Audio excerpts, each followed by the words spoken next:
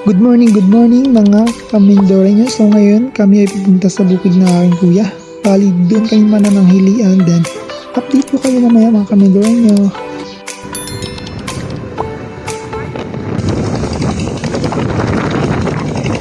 Hi Tibay!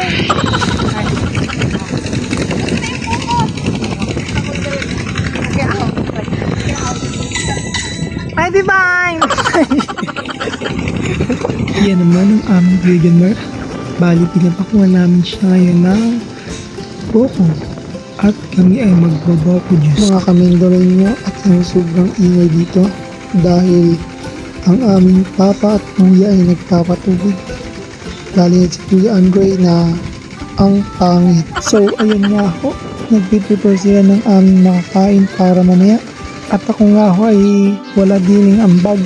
Taga video lang. Malalaki na sila. Ayaw na nilang sarili na. So ayan mga kamindore nyo. Kasama din namin sila Ate Amy at ang aming cute na baby si Kylen.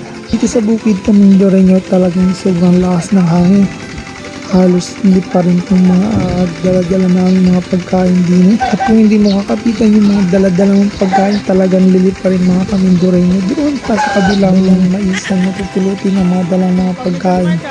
Talagang sobrang lakas ng amihan ngayon dito mga kamindore nyo. Ayan mga kamindore nyo, talagang napakasipag ng aming mother sa pagluluto ng kamuti. Ay, sabi pala. Tayo naman ay pupunta dito sa dalawang dugoy. Ay, dugay pala. Dito sa sibuyasan ng aking kuya. So ayan, kung makikita nyo, talagang sinusuri nila ng maigi. Madam, malalaki na po yung sibuyas niya. Ready na. Nako.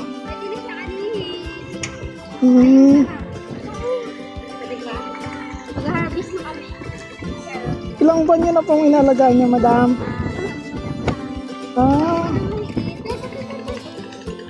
Ano lang? Opo, kami po. So, ayun po. After ko makipagkulitan sa dalawang dugoy, ay ako'y babalik na ulit din sa kubo. Doon naman tayo makikigulo sa mga nagluluto, mga kamindore niya. So, ayan. Tinutulungan ng aking kuya, aking mama. Sipag yarn. Sabihin nyo, hindi ako tumutulong. Oo na, ako na ang tamad. Masaya na kayo. Papil ko dito, taga-video, di ba?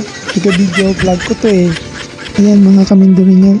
Bali, tutulungan ko nga ho muna sila. At mamaya nga ho ay update ulit ako sa inyo. Kailangan ho nila ng pangmalakasan sa pagluluto.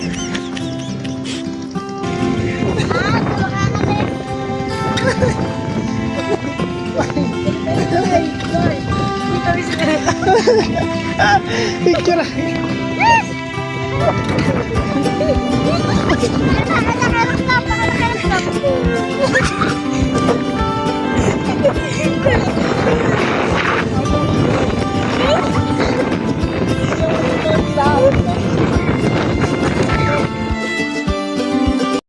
A few moments later. Ang tunay na kayamanan ay hindi nakikita o nasusukat sa kayamanan, kundi sa may sayang pamilya at kung paano ito pinahahalagahan. Iyan ang tunay na kayamanan at walang makakaagaw ng kahit sino man.